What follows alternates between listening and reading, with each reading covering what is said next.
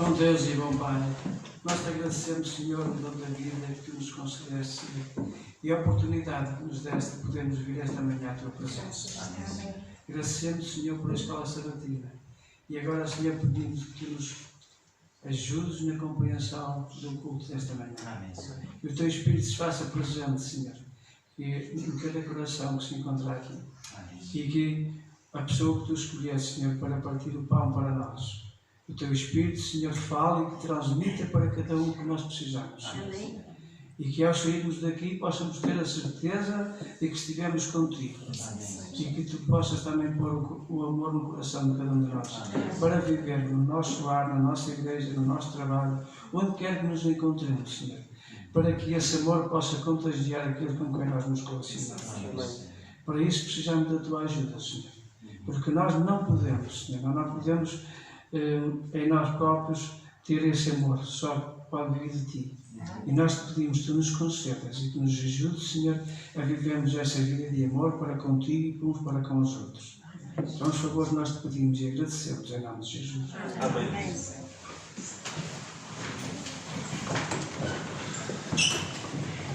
De seguida, nós vamos continuar a louvar o Senhor, agora através dos nossos Jesus.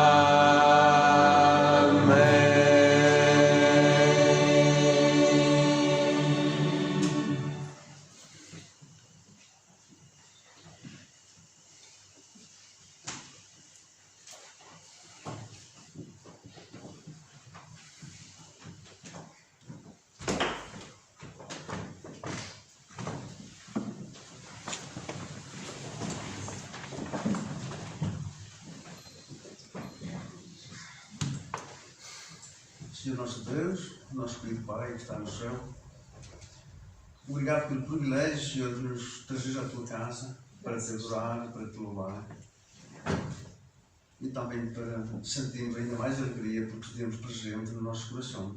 Amém. Abençoa, Senhor, as ofertas que trazemos, nos dízimos que a ti te pertencem e, Senhor, só tu podes fazer com que nós, quem dirige os teus bens, utilize o melhor possível, onde mais falta fazem. Abençoa cada um de nós, Senhor, que possamos servir-te enquanto andamos neste mundo, que possamos, Senhor, ter-te presente na nossa vida, amém, que tu és a nossa alegria. Te agradecemos tudo em nome de Jesus. Amém. Amém, Senhor.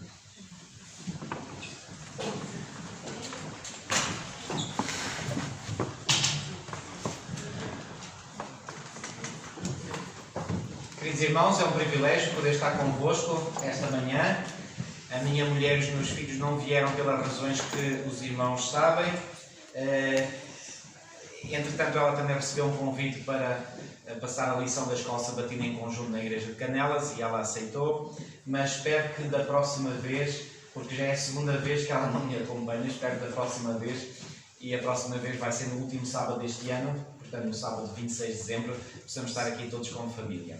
Queridos irmãos, eu gostaria hoje de poder partilhar convosco algo que é, por um lado, profético, mas por outro lado também tem a ver com a vivência, a nossa vivência, portanto, no lar.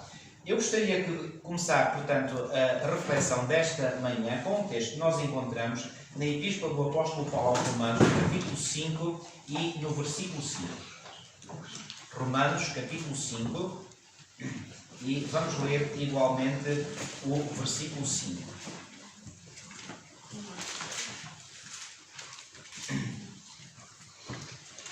E este texto é um texto muito significativo para mim e certamente também para alguns dos irmãos, se não para todos.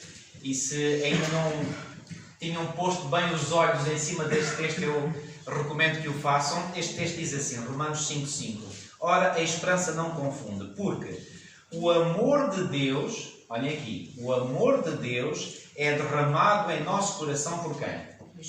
Pelo Espírito Santo que nos foi outorgado. Irmãos, nenhum de nós tem amor no nosso coração por si mesmo. Nenhum de nós é uma fonte de amor. Nenhum. Zero. Agora, a fonte do amor, ela é unicamente divina.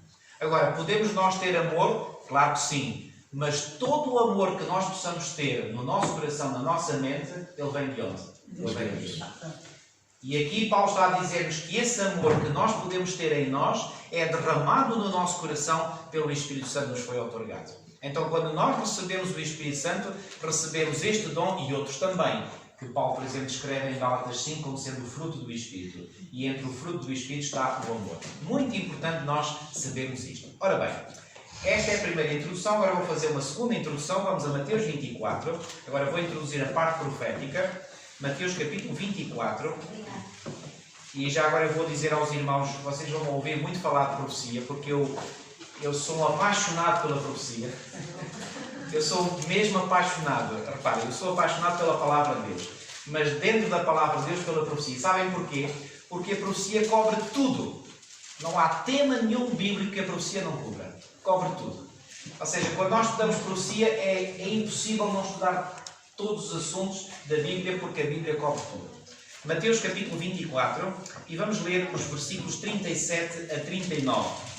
Antes de lermos estes versículos, deixem-me também partilhar com os irmãos uma ideia. O capítulo 24 de Mateus é conhecido como o sermão profético de Jesus. E este sermão profético de Jesus, os irmãos sabem, foi proferido pelo próprio Senhor Jesus Cristo, aonde, sabem?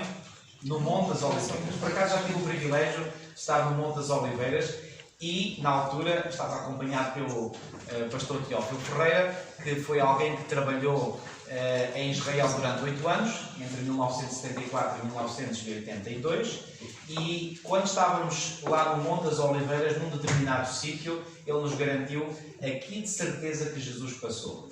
Porque eram, digamos, umas ruínas de uma escadaria, e nós vimos essa escadaria em pedra, e ele disse quase certeza, ou de certeza absoluta, que Jesus passou por aqui.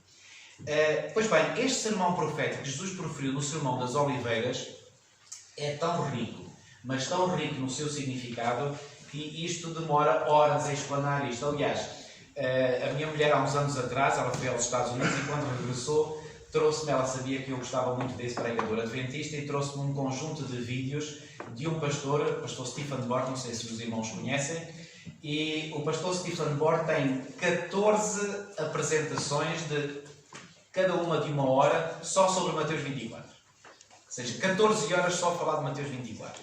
Ok? Bom, não vou, fiquem descansados que hoje não vou falar 14 horas, nem mesmo 1 hora. Pois bem, vamos começar por este texto aqui, Mateus 24, 37 a 39, onde Jesus aqui fez uma comparação. E os irmãos certamente conhecem esta comparação, se não conhecem vão conhecê-la. Diz assim: pois, assim como foi, olhem aqui, assim como, aqui está o termo da comparação, assim como foi quando, nos dias de Noé, também será quando? A vinda do Filho do Homem. Porquanto, assim como, mais uma vez a comparação, assim como nos dias anteriores ao dilúvio, comiam e bebiam, casavam e davam-se em casamento, até ao dia em que Noé entrou na arca e não perceberam, atenção para esta expressão, e não perceberam, eu pergunto, será que os antediluvianos não se aperceberam de Noé entrar para dentro da arca? Certamente que sim. Aliás, até porque a entrada de Noé e da sua família para dentro da arca foi precedida da entrada de muitos animais, de todos os animais que acabaram por entrar na arca. E reparem, esse acontecimento foi o acontecimento que chamou a atenção de todos os contemporâneos de Noé. Eles ficaram todos pasmados a ver, reparem, como é que é possível os animais irracionais, não é? Como nós dizemos, tão ordenadamente a entrarem para dentro da arca, de 2 em 2, macho e a fêmea. Então isso chamou a atenção e certamente eles terão ficado com a sua atenção colocada sobre a arca e eles viram Noé e a sua família entrar para dentro da arca. Então a minha pergunta é, o que é que Jesus está aqui a dizer que se calhar nós não estamos a perceber? O que é que eles não perceberam? Sabe o que é que eles não perceberam, irmãos? Eles não perceberam que quando Noé e a sua família entraram para dentro da arca e a porta da arca foi fechada, nesse preciso momento, eles não perceberam que a oportunidade de salvação tinha terminado definitivamente para eles. Enfatizo, definitivamente. Eles tiveram anos de oportunidade para se prepararem para este evento. Mas quando a porta da arca se fechou, acabou. Os que estavam dentro da arca salvos estavam salvos e os que estavam fora da arca estavam perdidos para sempre. Ok? Não perceberam, senão quando veio o dilúvio e os levou a todos, assim será também a vinda do Filho do Homem. Jesus foi claríssimo, irmãos, claríssimo, ao fazer esta comparação. Então reparem, se é o próprio Jesus que fez esta comparação, este paralelismo, então nós podemos, a partir deste paralelismo, retirar grandes lições. Os irmãos concordam comigo, sim ou não? Então, como é que nós podemos retirar essas lições? É simples. É ir ver o que é que aconteceu no tempo que precedeu o dilúvio e transpor isto agora para o tempo em que vivemos. Porque, reparem, eu parto do princípio, irmãos, que todos nós estamos certos de que estamos a viver no período que precede a vinda de Cristo, sim ou não? Sim. Amém por isso? Amém. Ok? Então vamos lá a Gênesis. Vamos a Gênesis, que é onde está o relato do dilúvio. Gênesis, e vamos começar pelo capítulo 6. Gênesis, capítulo 6.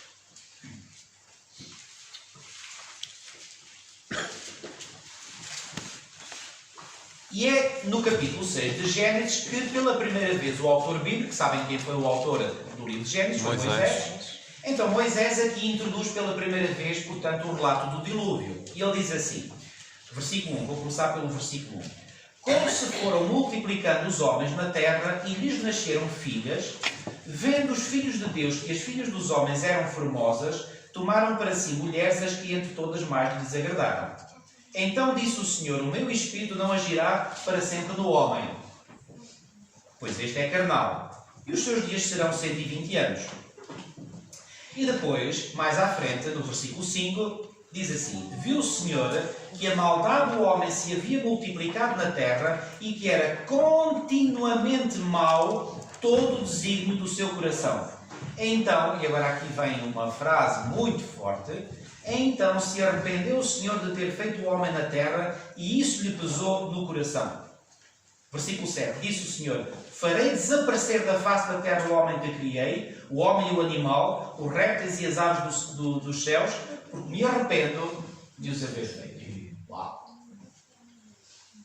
Bom, temos aqui pela primeira vez a descrição do porquê de Deus ter enviado um dilúvio para destruir a terra.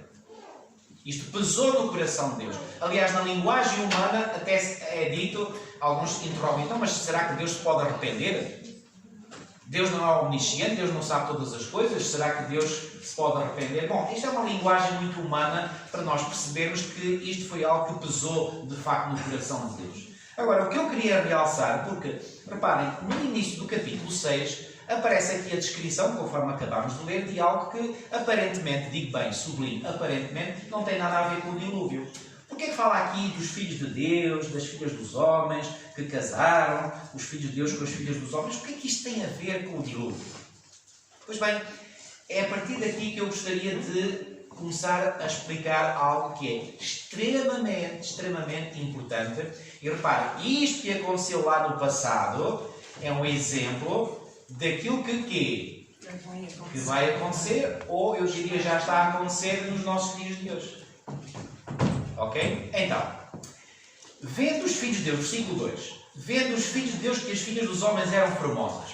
Primeiro ponto muito importante para nós aqui clarificarmos. Quem eram estes filhos de Deus e quem eram estas filhas dos homens?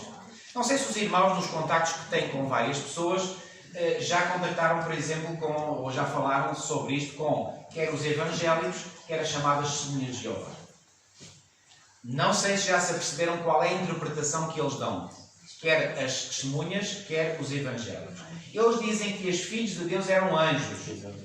E os anjos vieram engravidar as mulheres na terra.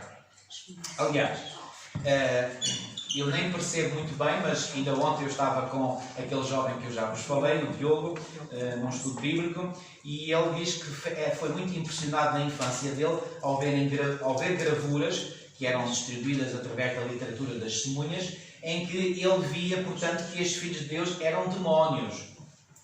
E eu faço uma pergunta, mas como é que se pode dizer que portanto, os filhos de Deus eram demónios? Bom, só se for, enfim, mas isto tem que ser muito bem esticado, não é? Para se conseguir aceitar essa interpretação, porque inicialmente eles foram criados por Deus, é verdade, e depois é que se transformaram em demónios. Bom, seja como for, quer uma interpretação de que eram os anjos de Deus ou os anjos do diabo, essa interpretação não faz sentido absolutamente nenhum. Sabem porquê? Porque Jesus disse, está escrito em Mateus 22, que os anjos não se casam nem se dão em casamento. Ponto final. Ou seja, com esse argumento cai por terra esta interpretação. Então, se esta interpretação cai por terra, a pergunta é, quem eram então estes filhos de Deus? É muito simples, quando nós olhamos para o contexto. Eu não sei se os irmãos já uma vez repararam, se não repararam, eu mando isto para o vosso trabalho de casa. No capítulo 4 de Gênesis aparece a primeira genealogia de toda a Bíblia. A primeira. E logo a seguir no capítulo 5 aparece a segunda genealogia. Okay? Aliás, a segunda genealogia ocupa todo o capítulo 5 e é bem maior do que a genealogia do capítulo 4. Reparem, muito rapidamente, vou só chamar a atenção para cada uma dessas duas genealogias. Gênesis capítulo 4 e versículo 17, diz assim: E coabitou Caim com a sua mulher, ela concebeu e deu à luz a Enoque. Caim edificou uma cidade e lhe chamou Enoque o nome do seu filho. Se não sabiam, então ficam a saber. A primeira cidade que houve na história humana chamou-se a cidade de Enoque. Ok? Em honra do nome do filho de Caim. Atenção que este Enoque não é o mesmo que depois iremos encontrar no capítulo 5 e que foi arrebatado até ao céu. São Enoques diferentes, ok? E depois diz aqui, portanto, no versículo 18, estou no capítulo 4, versículo 18, a Enoque nasceu de Irade, Irade gerou a Meujael, Meujael a Metusael, Metusael a Lameca, e continua a genealogia. Depois, no capítulo 5, diz assim: Este é o livro da genealogia de Adão, no dia em que Deus criou o homem, à semelhança de Deus o fez. Homem e mulher os criou e os abençoou e lhes chamou pelo nome de Adão no dia em que foram criados. Viveu Adão 130 anos e gerou um filho à sua semelhança, conforme a sua imagem, e lhe chamou Sete. Aliás, esta menção ao nascimento de Sete ainda aparece no capítulo 4. Ora, venham ver comigo. Capítulo 4, novamente, agora os versículos 25 e 26. Diz assim: Tornou Adão a coabitar com a sua mulher. Já agora este verbo coabitar nós entendemos, portanto, tiveram relações íntimas. Tornou Adão a coabitar com a sua mulher e ela deu à luz um filho a quem pôs o nome de Sete. E depois diz assim: Porque disse ela, portanto, Eva, Deus me concedeu outro descendente em lugar de Abel que Caim matou. Então, nós todos sabemos, e aqui no capítulo 4 vem a descrição do homicídio de Abel pelo seu próprio irmão, por Caim. Já agora, só um bocadinho de parênteses. É a primeira batalha do Armagedon mencionada na Sagrada Escritura. E não vou agora desenvolver esse aspecto, porque quando nós comparamos a primeira batalha do Armagedon com a última batalha do Armagedon, encontramos um paralelismo fascinante. Já agora, muito rapidamente, pensem nisto. Dois irmãos, Caim e Abel, cada um com o seu caráter e caracteres completamente diferentes. Aproveito para dizer isto: muitos casais, por vezes, se angustiam pelo facto de que, e estou a falar de casais que têm mais do que um filho, têm mais do que um filho e muitas vezes veem que os filhos têm opções de vida completamente opostas. E muitas vezes esses casais vivem uma angústia muito grande porque se perguntam e se auto-recriminam e dizem assim: mas o que é que eu fiz? O que é que eu fiz para que, por exemplo, aquele meu filho ou aquela minha filha tenha seguido a opção que seguiu? Irmãos, para vos acalmar os vossos corações, eu só trago à vossa reflexão a seguinte pergunta: vocês acham mesmo que Adão e Eva criaram Caim e Abel de forma diferente? Eu não acho. Acham que faz lógica nós imaginarmos que Caim e Abel foram educados de forma diferente pelos seus pais? Não faz sentido nenhum. Certamente que os pais, Adão e Eva, criaram quer Caim, quer Abel da mesma forma. Agora pensem nisto. 2 filhos, Caim e Abel. Caim era o primogênito. E Abel, 2 filhos, criados e educados da mesma maneira. Um deu num assassino e outro deu num santo. O que é que fez a diferença? Foi a educação que receberam dos pais ou foi as escolhas que cada um deles fez? As escolhas que cada um deles fez. E nós, esta realidade continua a ser a realidade dos nossos dias. 2 pais podem educar diferentes filhos diferentes da mesma maneira, mas o destino de uns é um e o destino de outros é outro. Porquê? Depende das escolhas de cada um deles. Então, cada um tem que se recriminar por isso. Bom, cada um terá que se recriminar se não fez a sua parte. Mas se fez a sua parte, não tem que se recriminar. Quem tem que ser recriminado é o filho que fez a má escolha, ou a filha que fez a má escolha. Aliás, Ezequiel 18 é perfeitamente claro, fala da responsabilidade individual, e essa responsabilidade diz lá claramente, leiam, Ezequiel capítulo 18, diz lá que o filho não leva o pecado do pai, nem o pai leva o pecado do filho. Claramente, cada um é responsável por si. Ok? Bom, fechando o parênteses, vamos voltar aqui ao nosso texto. Então, nós encontramos aqui no capítulo 5 agora uma nova genealogia, só que esta genealogia é pela linhagem de Sete. Agora, vamos fazer aqui uma outra pausa e vamos a 1 de João. Venham comigo, por favor, a 1 de João, no capítulo 3. 1 de João, no capítulo 3. Estamos ainda, digamos, como que a construir um puzzle e estamos a pôr várias peças para construir o puzzle. E depois vão ver a imagem global que é fascinante. 1 de João, no capítulo 3 e nos versículos 11 e 12. Diz assim: porque a mensagem que ouviste desde o princípio é esta, que nos amemos uns aos outros. E depois João diz assim: não segundo Caim. Claro, não convém que nós nos amemos uns aos outros como Caim amou o seu irmão, porque senão andamos aqui a matar-nos uns aos outros. Não segundo Caim, que era do maligno e assassinou a seu irmão. E por que o assassinou? Porque as suas obras eram más e as de seu irmão justas.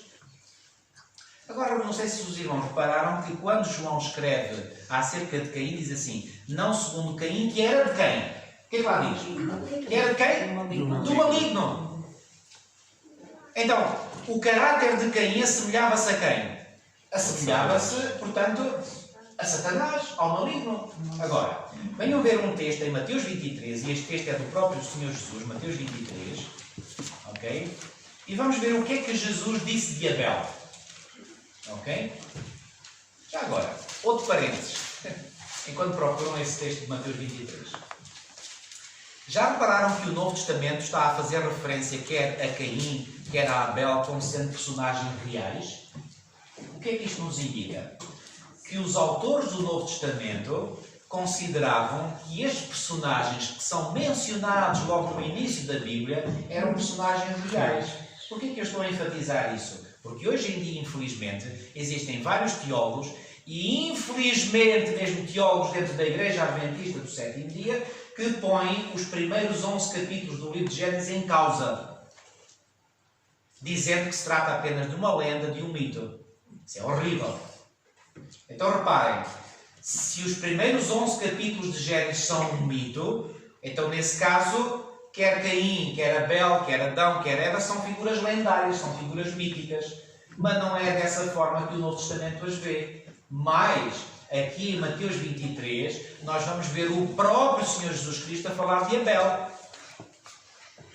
E Jesus Cristo fala de Abel como sendo um personagem real. Então, se é verdade, que não é, atenção, mas se é verdade que os primeiros 11 capítulos da Bíblia são capítulos, portanto, que apresentam apenas lendas, e reparem, os irmãos vão ficar chocados, mas eu vou dizer isto, com estes meus olhos que eu tenho aqui, que o Senhor me deu, eu li um artigo na Revista Adventista da França, onde um membro da igreja escreveu a dizer que quer o relato da criação, quer o relato do dilúvio, não podem ser considerados como relatos literais.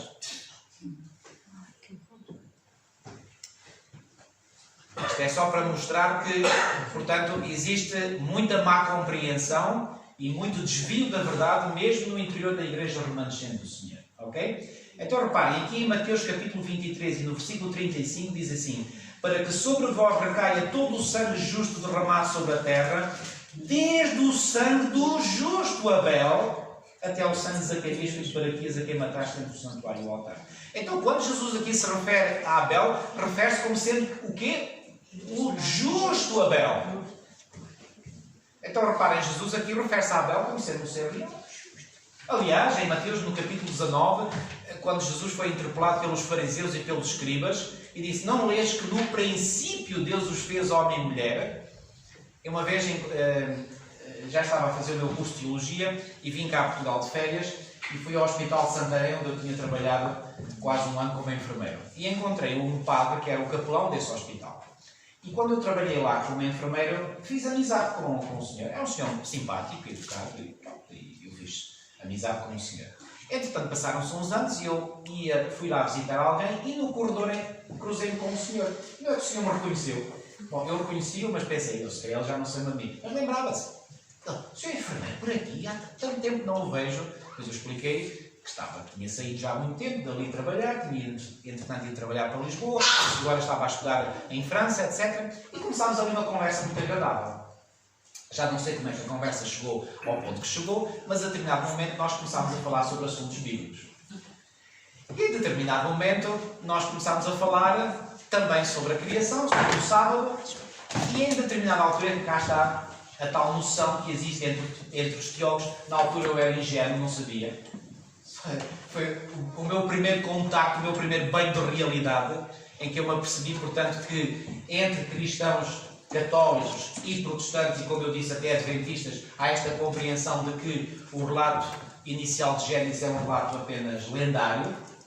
Então eu disse: Sr. Padre, mas o senhor não sabe que o sábado foi não apenas para os judeus, o sábado foi dado para o ser humano logo desde a criação. Resposta dele, assim com um sorriso, como que a dizer: pronto, deixa-me eu explicar, porque tu estás pronto na tua ignorância. Então ele ali com um sorriso assim, um bocadinho amarelo, como costumamos dizer, não é? Diz assim: não, mas esse relato, isso é um relato lendário, isso é uma lenda. Isso é uma lenda que os judeus inventaram para fortalecer a sua fé. Não podemos levar isso literalmente. E eu vou-vos confessar, eu nunca tinha sido confrontado com um argumento destes. Mas eu vou-vos dizer igualmente, naquele momento o Espírito Santo desceu sobre mim e trouxe-me uma clareza mental como eu não teria imaginado que eu conseguia descobrir. E sabe o que é que aconteceu? Eu lembro que eu olhei para o senhor e o senhor estava vestido com um casaco aqui na lapela. Repare, assim como eu tenho aqui o símbolo da Igreja Adventista, ele tinha uma cruz aqui na lapela do seu casaco ou da sua batina, já não me lembro. E quando eu olho para aquela cruz, eu digo assim: Senhor Padre, diga uma coisa, posso fazer uma pergunta? Ele: com certeza, o senhor é cristão? O senhor olha para mim com uma cara como quem diz: mas isso, que tipo de pergunta é essa? Isso é uma pergunta provocatória. Então está a perguntar a um padre se é cristão? Ele disse: porquê que pergunta isso? Eu disse: muito simples, é que eu não consigo compreender como é que o senhor que se diz que é cristão não aceita aquilo que o próprio Cristo aceitava. Ele: como assim? E ele ficou mesmo perturbado. Agora já não era o sorriso amarelo que ele tinha. Agora era uma face perturbada. Como assim? Eu disse: o senhor não se lembra que, por exemplo, no Evangelho de Mateus, no capítulo 19, Jesus, quando foi confrontado pelos escribas e pelos fariseus sobre a questão do divórcio, Jesus lhes deu a resposta: não tendes lido que o Criador no início os fez homem e mulher, e que disse: por isso deixará o seu pai e a sua mãe, e serão os dois uma só carne? O senhor conhece esse texto? Ah, sim, conheço. Então agora faço-lhe a pergunta: então se Jesus se referiu a esse texto, ele referiu-se a que texto? Não foi ao texto do livro de Gênesis? E não foi ao início do texto do livro de Gênesis? Então Jesus aceitou esse texto como sendo um texto que fidedigno. Então, se o próprio Cristo aceitou o texto de Gênesis como sendo fidedigno, como é que você, que se diz cristão, não aceita aquilo que o próprio Cristo aceitava? Exatamente. Eu vou-vos dizer uma coisa: o homem mudou todas as coisas. Parece que ele queria encontrar um buraco para se esconder. Eu vou-vos dizer uma coisa: eu fiquei tão feliz, eu depois dei tantas graças a Deus por me ter dado discernimento, mas eu apanhei-o ali, sac! Ele queria me entalar. E saiu entalado. Se nós acreditamos em Cristo, se nós nos dizemos cristãos, como é que nós podemos não aceitar aquilo que o próprio Cristo aceita? Esta é a pergunta que eu faço. Por isso, não venham com falsos argumentos. Duas uma. Reparem, quando um ateu diz que não acredita, bom, faz sentido. Pelo menos ele é coerente. Agora, um cristão, alguém que professa ser cristão, vir dizer que não acredita naquilo que o próprio Cristo, que é o seu mestre, acredita, para mim isto não faz sentido absolutamente nenhum. É uma total incoerência. Estão a perceber a força que isto tem?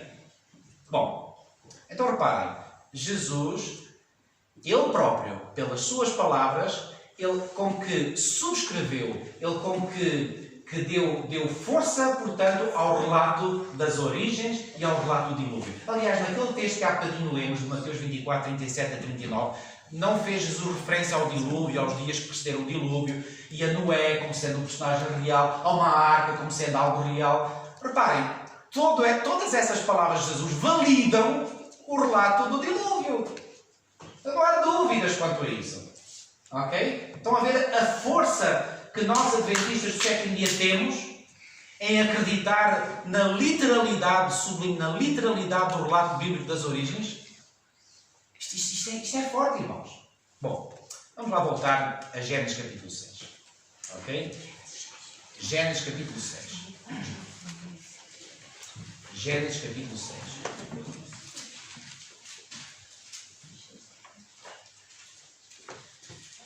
Então reparem,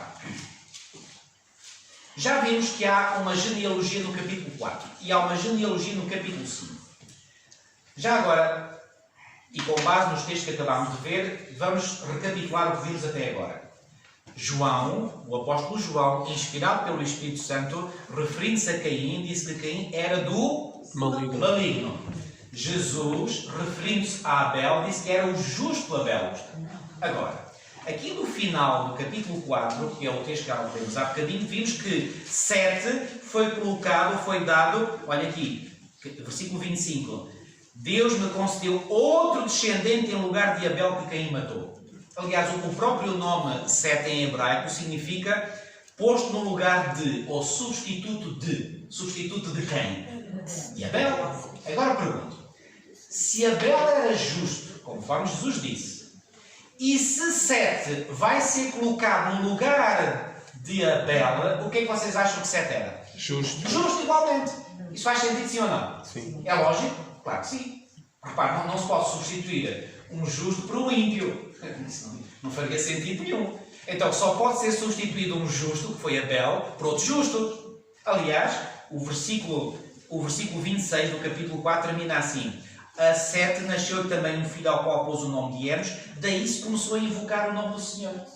Quer dizer que este homem, 7, ainda se entregou mais ao Senhor quando ele passou pela experiência de ser pai. E sabem porque quando nos nasce um filho, muita coisa muda, não é? O ideal é que mude para melhor, não para pior. Pois bem, a 7, quando viveu a experiência da paternidade, ainda se agarrou mais a Deus. Porquê? Porque ele pôde ver certamente no cuidado paternal que tinha para com o seu filhinho, o cuidado paternal que o nosso Deus tem para connosco. Ok? Então o que é que nós vamos ter? Nós vamos ter agora uma descendência de Adão através de Caim, que é uma descendência ímpia, porque Caim é ímpio e os seus descendentes vão ser ímpios. E por outro lado temos uma genealogia mencionada no capítulo 5, que é a descendência de Adão, mas pela via de 7, que é um justo, porque estava no lugar de Abel, que era justo. Estão a entender, sim ou não? Este quadro está claro na vossa mente?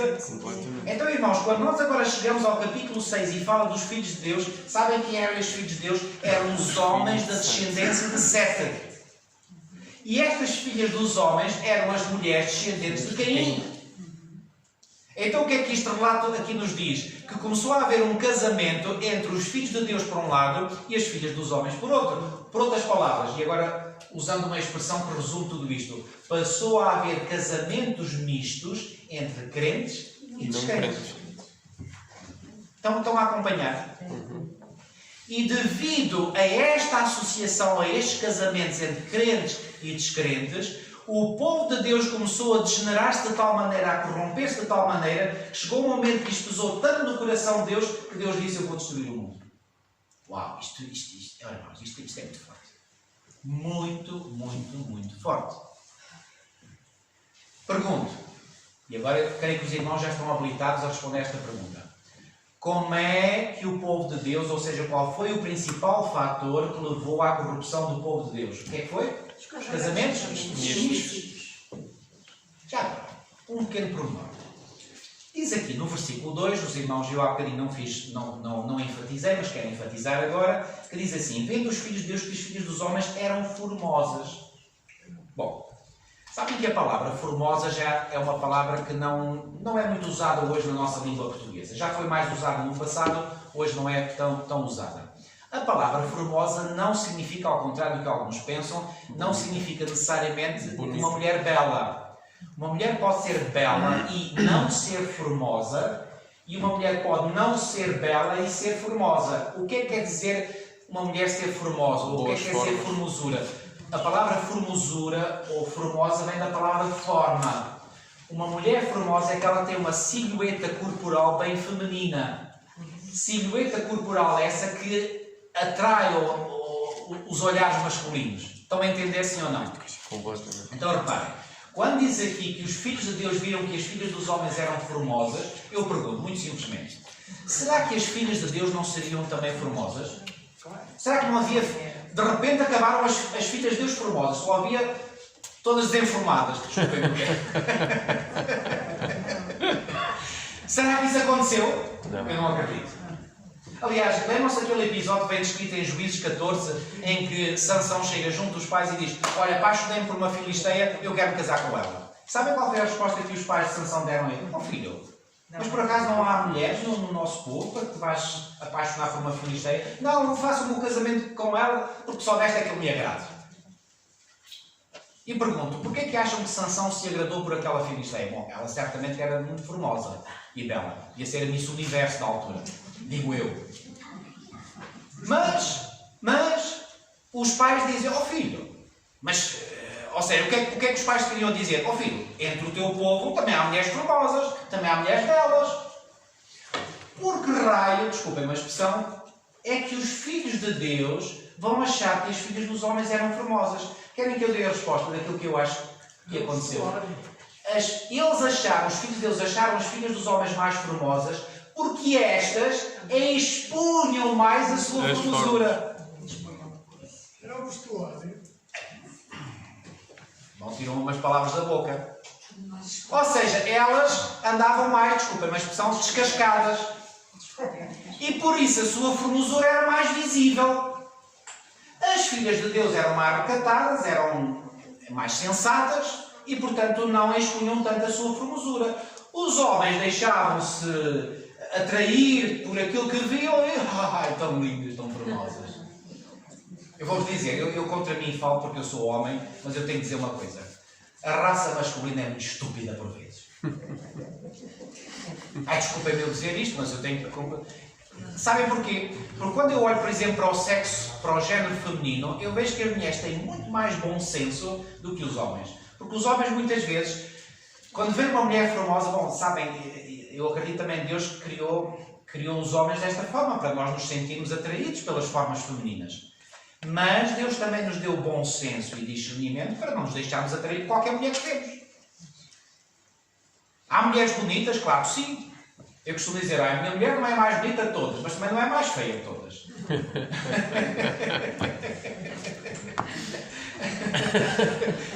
Reparem, eu não gosto de ser muito poético, não sou muito poético, porque há homens que são muito poéticos, a minha mulher é mais linda de todas. Bom, quer dizer, há sempre uma que é mais bonita, não é? Eu não entro por essas poesias, por esses romances. Eu sou realista. Pão, pão, queijo, queijo, terra a terra. Agora, uma coisa eu sei, a partir do momento em que eu assumi um compromisso com a minha mulher, é com aquela mulher e não é com nenhuma outra. Ok? Agora reparem. Estes homens começaram então a sentir-se mais atraídos pelas outras porque estas expunham mais a sua formosura.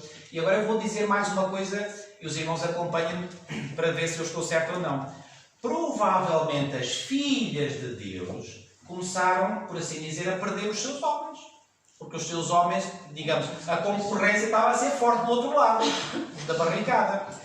E o que é que vocês acham que as filhas dos homens começaram a fazer? Para não perder a concorrência, ou para não ficar atrás, desculpem a palavra, a concorrência, o que é que elas começaram a ver? Certamente também começaram a mostrar mais a sua formosura. Mas ao fazer isso, o que é que aconteceu? Começaram a corromper-se igualmente.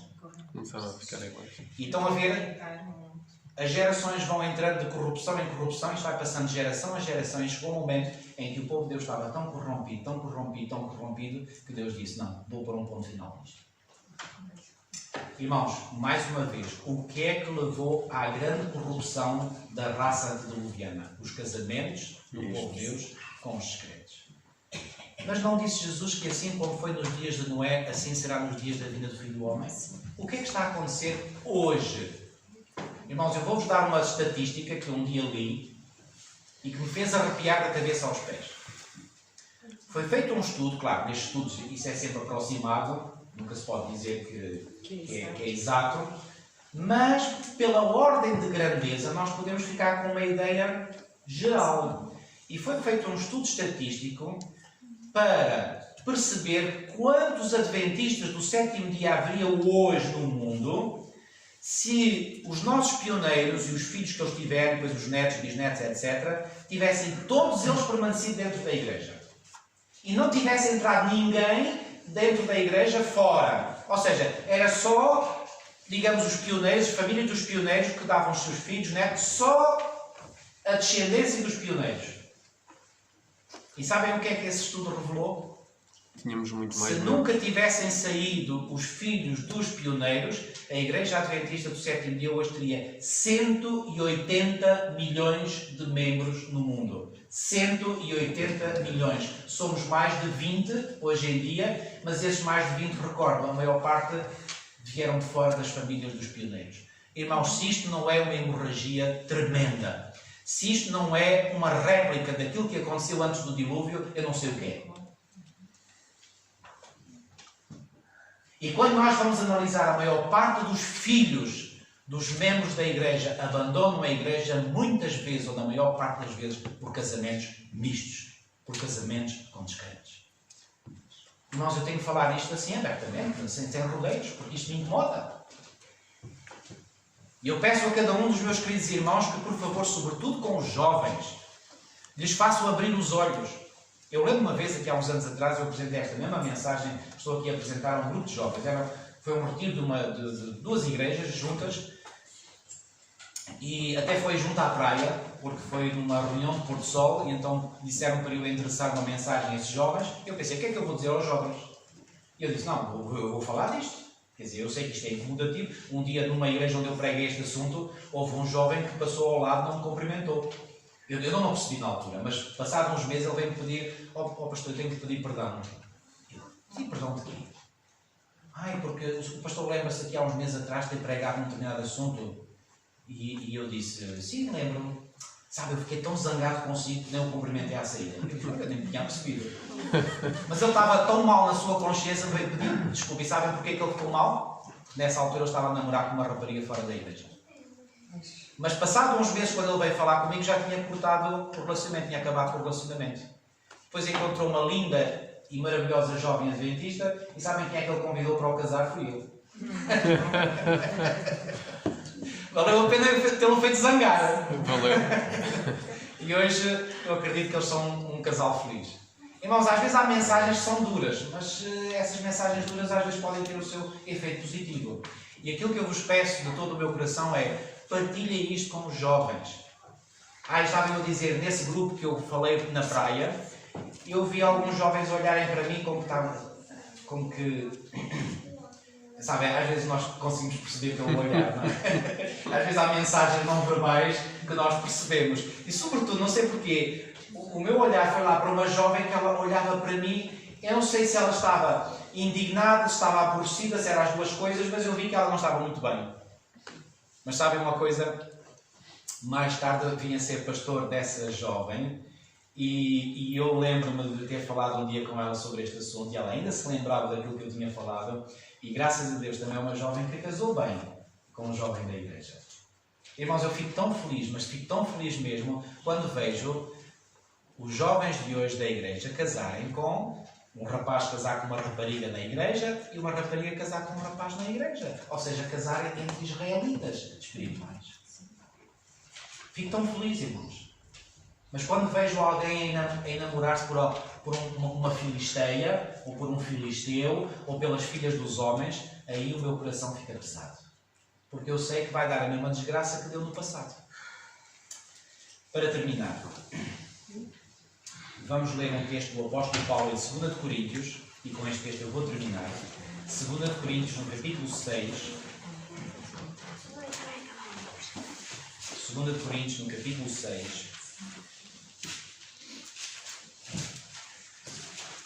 E a partir do versículo 14 lemos o seguinte: não vos ponhais em julgo desigual com quem? O que é que lá diz? Com os incrédulos. Ou seja, não há...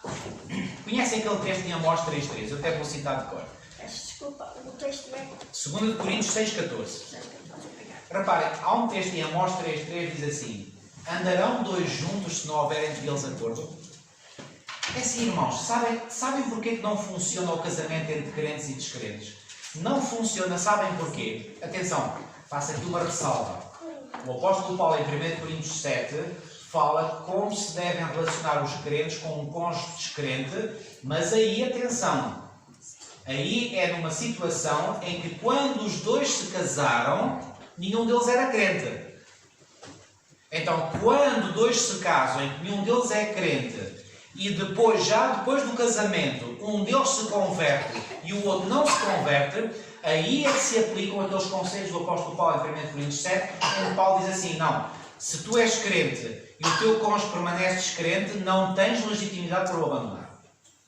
E é diferente, porque os dois começaram no mesmo jugo de descrença. Entretanto, um deles se converteu.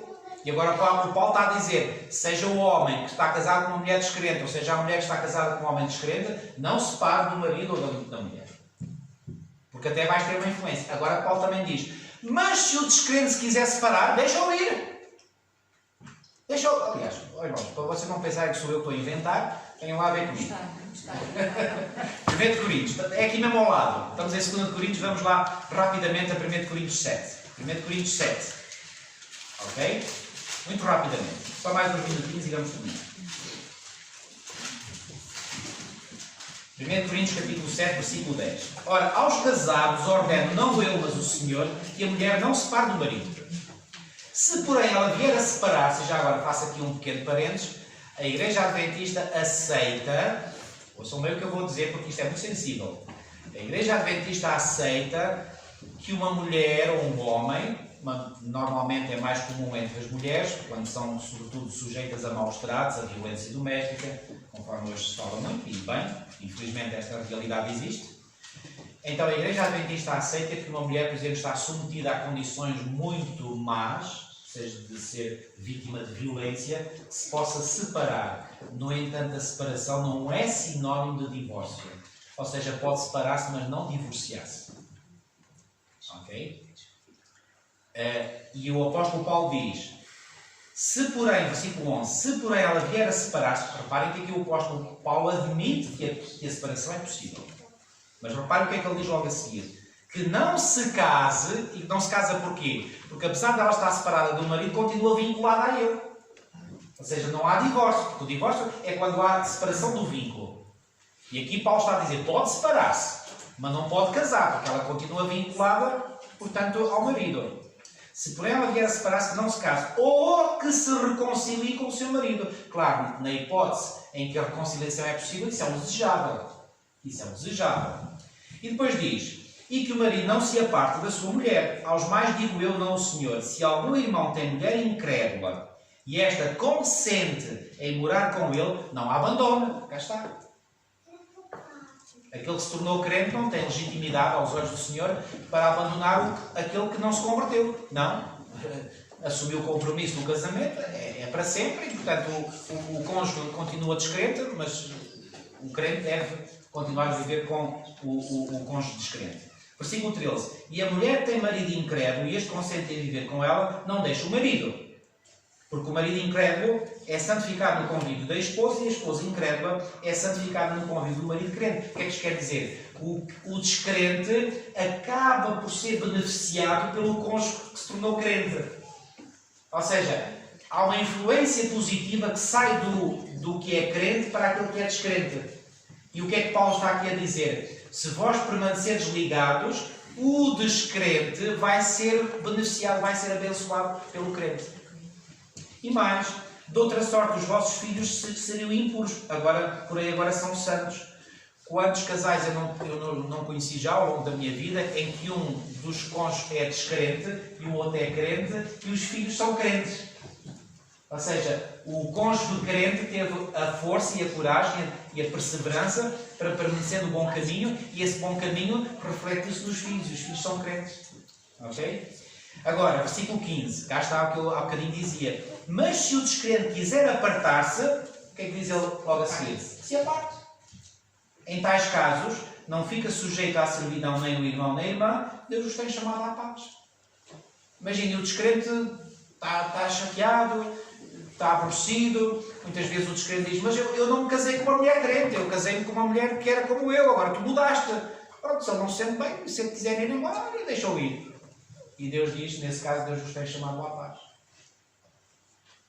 Então, fazendo esta ressalva de que estes conselhos de Paulo são para aqueles que, portanto, estão casados crentes com descrentes, mas começaram ambos descrentes, fazendo essa ressalva, vamos agora entender 2 Coríntios 6, e com este texto termino. 2 Coríntios capítulo 6, diz assim, a partir do versículo 14, não vos ponhais em julgo desigual com os incrédulos, ou seja, eu não devo partir para um casamento com um incrédulo. E isto, irmãos, há um capítulo no livro Lar Adventista de Ellen White, nossa publicadora publicou recentemente esse livro com o título Lar Cristão. Há lá um capítulo que é, não me recordo se é o capítulo 18 ou 19, mas vejam no índice, há lá um capítulo que tem este título, Casamentos Proibidos. E aliás, Ellen White não está a inventar nada que não esteja na Bíblia. O que é que lá diz? Que Deus proíbe o casamento de crentes com descrentes. Ok? Então diz assim, não se ponhais em julgo desigual com os incrédulos, porquanto que sociedade pode haver entre a justiça e a iniquidade, ou que a comunhão da luz com as trevas? Que harmonia entre Cristo e o maligno? Olha, entre Cristo e o maligno, isso é forte. O que é que Paulo quer dizer com isto? É que o crente é um representante de Cristo, o descrente é um representante do maligno, e não pode haver entendimento entre Cristo e o maligno, ou seja, entre o crente e o descrente. Irmão, isto é tão claro, isto é duro, isto é forte, eu sei, mas é o que lá está. Muitas vezes parece que hoje há uma tendência para querer edulcorar a palavra de Deus, para não fazer a palavra de Deus dizer aquilo que ela diz assim de forma forte, mas não podemos dar a volta. Porque se damos a volta, depois nós é que sofremos. Que harmonia entre Cristo e o maligno, ou que união do crente com o incrédulo. Que ligação há entre o santuário de Deus e os ídolos. Porque nós somos santuário de Deus vivente, como Ele próprio disse, habitarei e andarei entre eles, serei o seu Deus e eles serão o meu povo. Por isso, olhem aqui, por isso que retirai-vos do meio deles, separai-vos, diz o Senhor. Não toqueis em coisas impuras, e eu vos receberei, serei vosso Pai, e vós sereis para mim filhos e filhas, diz o Senhor Todo-Poderoso. Quando é que o Senhor declarará que nós somos filhos e filhas dele? Quando nós, em primeiro lugar, nos fizermos o quê? Nos separarmos dos descrentes. Aliás, o que é que esta separação significa? Este comentário eu termino. Reparem, há um texto no livro Ciência do Bom Viver, de Ellen White, página 143, que diz que nos nossos esforços de levar as pessoas a Cristo, nós devemos primeiro misturar-nos com as pessoas. Então, alguns já me têm dito, então, mas como é que nós podemos conciliar um pensamento com o outro? Então aqui Paulo diz para nós nos separarmos. E Ellen White diz para nós nos misturarmos com ele. O que é que vamos fazer? Irmãos, são conceitos completamente diferentes. E qualquer pessoa que tenha um mínimo bom senso entende isto. Quando Paulo aqui diz separar, não significa que eu agora vou viver numa redoma de vidro, vou viver numa ilha em que eu não contacto com ninguém. Nós temos que continuar a contactar com as pessoas. O apóstolo Paulo em Romanos 12:18 diz, por exemplo, tanto quanto depender de vós, tendo paz com todos os homens. E todos os homens significa todas as pessoas cá no mundo. Sejam crentes, descrentes, sejam muçulmanos, budistas, hinduístas, católicos, protestantes, não importa. Devemos ter paz, se possível, com todos. Por vezes não é possível. Agora, o que é que significa esta separação? Significa que nós não temos comunhão com essas pessoas. Nós relacionamos com eles de forma educada, mas não chegamos ao ponto de quê? De criar ligações, de criar relacionamentos. Isto é tão válido para os casamentos como, por exemplo, para a formação de sociedades. Eu já vi irmãos fazerem uma sociedade, uma empresa, sócios, em que o crente é sócio com o descrente. Dá sempre mal. Dá sempre para o todo. Porquê? Porque é uma sociedade entre Cristo e o maligno. Então, podemos conviver com os outros? Claro que sim. Vamos misturar com os outros para lhes dar a palavra de Deus? Sim. Mas não ao ponto de nos deixarmos envolver por eles. Foi isso que aconteceu com a geração antediluviana. Os filhos de Deus, talvez inicialmente a tentativa de irem querer evangelizar os outros, acabaram por ser evangelizados, entre aspas, por eles. Aí não. Sabem que os valdenses, os antigos valdenses, eles preparavam os jovens para ir para as universidades, mas sabem para quê? Não era para ir lá estudar, era para ir evangelizar os seus amigos.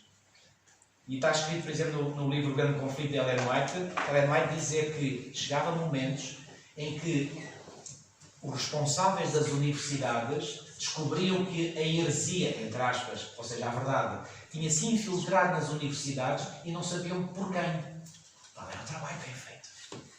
Sabe o que é que infelizmente hoje está a acontecer? Os nossos jovens estão a ir para as universidades não para influenciar os jovens, mas estão a se deixar influenciar por eles e pelas universidades. Isto é catastrófico. Que Deus nos ajude, queridos irmãos. Ainda na quinta-feira aqui falávamos com dor no coração quantos jovens nós nos vemos hoje, e esta igreja também certamente conhece essa realidade, de estarem a separar. Irmãos, vamos fazer tudo o que está ao nosso alcance para recuperar esses queridos jovens. Vamos mostrar o perigo que eles correm, porque correm um perigo real de perderem a eternidade. Que Deus nos ajude, meus queridos. E que Deus nos dê o discernimento para nós sabermos o que fazer em favor de todos para que possam herdar a salvação.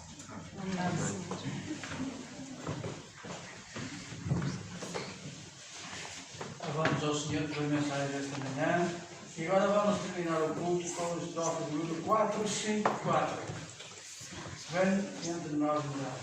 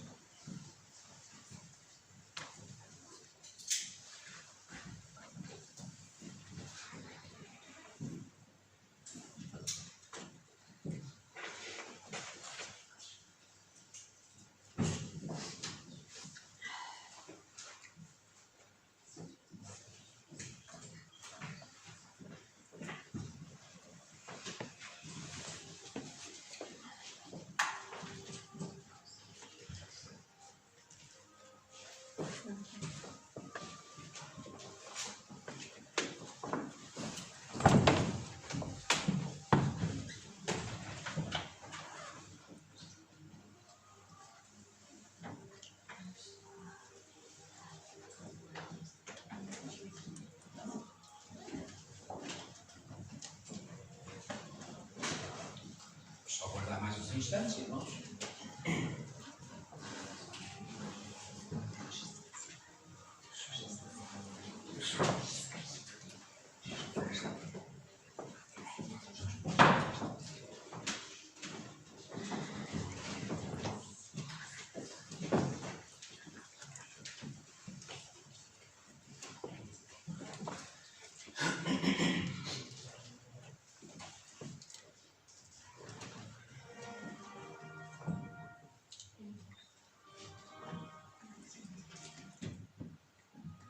Quatro, cinco, quatro.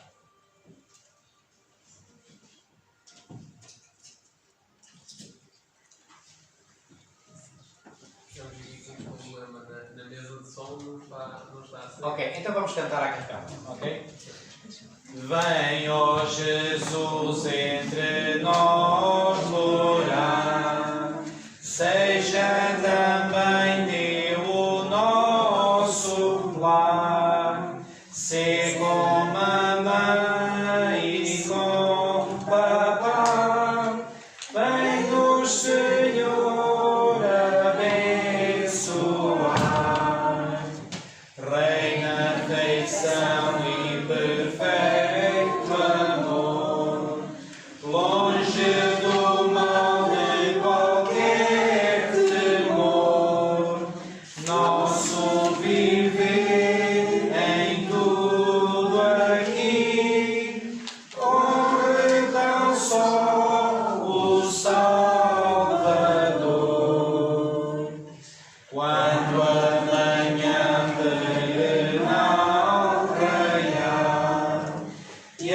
redenção se concretizar, nós te rogamos, ó Senhor, salva também o nosso lar.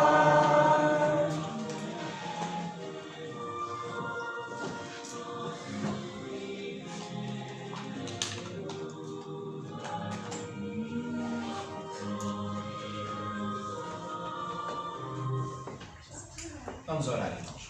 Nosso querido e amado Pai que estás nos céus, muitíssimo obrigado pelo privilégio que foi nosso de nos podermos ter aqui reunido em Teu nome. Obrigado porque nós podemos ser alimentados pela Tua Palavra.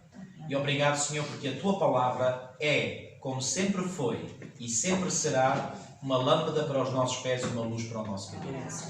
Muito obrigado, Senhor, por nos ajudares a compreender os tempos em que nós estamos a viver. Obrigado porque através daquela simples comparação que Jesus fez entre os tempos que precederam o dilúvio e os tempos que precederão a Tua segunda vinda, nós podemos, se quisermos compreender os tempos em que estamos a viver hoje, apenas olhar para os tempos que precederam o dilúvio. E, ó Senhor, quão triste é nós podermos realizar que é exatamente a mesma coisa, que é igual. Ó Senhor, tem compaixão do Teu povo, Senhor. O Teu povo está-se a corromper, está-se a degradar. E uma das razões que leva a essa degradação é a mesma que levou à degradação do Teu povo antes do dilúvio, os casamentos mistos. Ó Senhor, desperta o Teu povo para esta profunda necessidade de podermos ter consciência que é muito perigoso nos colocarmos em jugo desigual com os incrédulos. Ajuda aos nossos jovens em particular, mas ajuda-nos sobretudo a nós adultos a fazermos compreender aos nossos jovens isso, porque é não apenas o destino deles nesta vida que está em causa, mas também o seu destino eterno que está em causa. Ó Senhor, dá-nos a nós adultos a sabedoria e sobretudo o discernimento e o tato, a delicadeza para podermos abrir o entendimento dos nossos jovens para esta dura realidade. E Senhor, não só os nossos jovens, talvez alguns adultos também. Ó Senhor, por favor, desperta o Teu povo. Ajuda-nos a compreender o perigo real que nós corremos. Ajuda-nos a compreender, Senhor, que o inimigo está a fazer tudo ao seu alcance para enganar, se possível, os próprios escolhidos. Ó Senhor, permite que não possamos ser desses que nos deixamos enganar pelas artimanhas do nosso inimigo. Por favor, Senhor, ajuda-nos a manter-nos firmes, fiéis e leais a Ti e à Tua Santa Palavra. Ó Senhor, se está aqui alguém, Senhor, que caiu em qualquer armadilha do inimigo, ó Senhor, que não o deixes entrar em desespero. Que lhe possas dar ânimo, que lhe possas dar conforto, que lhe possas dar coragem, sabendo que em Ti e pela Tua graça e pela Tua misericórdia, essa pessoa pode recuperar, pode novamente voltar, Senhor, ao bom caminho. Ajuda, Senhor, qualquer um dos meus queridos irmãos e irmãs, para que nós todos, Senhor, com a Tua ajuda e pelo Teu poder, possamos receber cada vez mais o Teu amor no nosso coração. Ó Senhor, Tu disseste antes do dilúvio que o Teu Espírito se iria retirar. Ao retirares o Teu Espírito, o amor deixou de existir nos corações daqueles antediluvianos. Ó Senhor, é o que está acontecendo no nosso mundo também. Cada vez há menos amor. E há menos amor porque Tu estás a retirar o Teu Espírito e estás a retirar o Teu Espírito porque as pessoas não querem saber de Ti nem das coisas espirituais. Senhor, tem compaixão do Teu remanescente e que o Teu remanescente possa permanecer firme e fiel a Ti em todas as coisas. Senhor, despede-nos agora com a Tua paz e o Teu amor nos nossos corações. Te pedimos tudo e Te agradecemos em nome de Jesus. Amém.